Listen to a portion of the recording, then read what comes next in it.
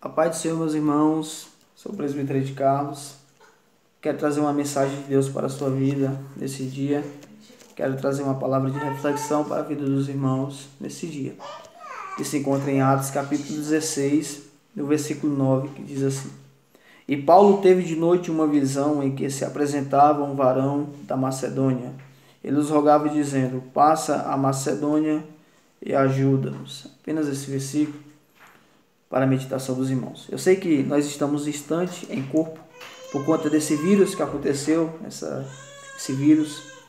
A gente não estamos em comunhão na igreja, estamos com a igreja com as portas fechadas, mas nós estamos em um só espírito, em uma só fé, para adorar o nosso Deus em comunhão de espírito. E para mim é um prazer, para mim é uma alegria poder compartilhar com você esse texto, me alegrar com você nesse dia e compartilhar com os irmãos uma pequena porção da palavra de Deus nesse dia. Ora, meus irmãos, o meu tempo aqui é pouco, eu tenho apenas 5 minutos para falar com vocês, que Deus colocou no meu coração, mas vamos lá, em Atos dos Apóstolos, capítulo 16, nós deparamos com a segunda viagem missionária de Paulo. O apóstolo Paulo, na sua segunda viagem missionária, ele tem um desejo no coração de levar Silas com ele e também Timóteo, que foi o seu companheiro de fé, que foi o seu companheiro de oração, o seu companheiro em momentos difíceis também. Esse jovem teve com o apóstolo Paulo em momentos de dificuldade, em momentos de oração. E Paulo levou também Timóteo nessa segunda viagem missionária.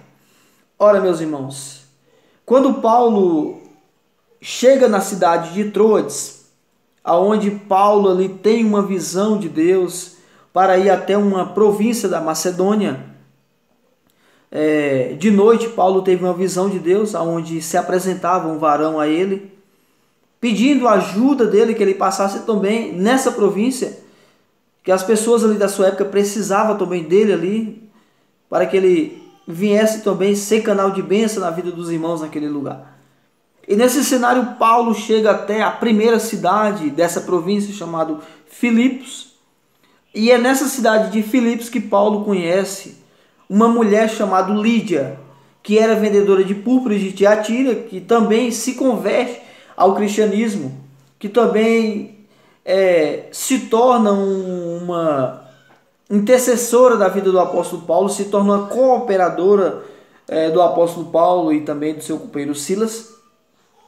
E quando Paulo chega nessa cidade, em um certo momento, Paulo ele sai até a um lugar de oração, até um lugar onde ele possa buscar comunhão com Deus e subsídios para a sua caminhada missionária. Ora, meus irmãos, quando Paulo chega nessa cidade, onde ele começa ali pregar o evangelho, onde ele começa a anunciar as boas novas de Cristo, Paulo também vai deparar com dificuldades. Porque Paulo ele vai estar no meio de romanos que não tinham o mesmo costume que ele tinha. Os romanos da sua época eles eram mais acostumados com feitiçarias, com outros costumes que não eram o mesmo costume que ele tinha. E ele também, quando ele sai à oração, ele depara com uma jovem que tinha espíritos malignos, que na sua época fazia adivinhações, e através das adivinhações dela, ela trazia muito lucro aos comerciantes daquela época.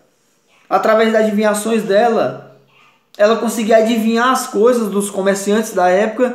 Ela conseguia, era como se fosse uma cartomante, uma pessoa que jogava búzios da sua época, uma feiticeira da sua época.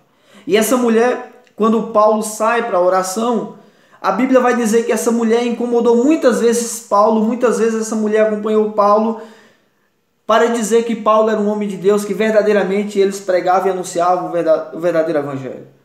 Mas essa mulher tinha más intenções com Paulo e Silas. E Paulo, vendo que essa mulher queria prejudicar ele naquela cidade, ele de imediato já expulsa o demônio que acompanhava aquela mulher. E quando ele expulsa o demônio que acompanhava aquela mulher, os senhores daquela época ficou indignado com isso, porque eles perceberam que através disso os lucros dele, os benefícios financeiros dele ia diminuir por conta disso, porque era através de demônios que adivinhava as coisas que traziam lucro para eles. Eles levaram o apóstolo Paulo até a praça pública e chamaram os magistrados para que Paulo fosse preso e levado até uma prisão com segurança. E é nesse cenário, meus irmãos, que Paulo agora vai enfrentar uma dificuldade enorme.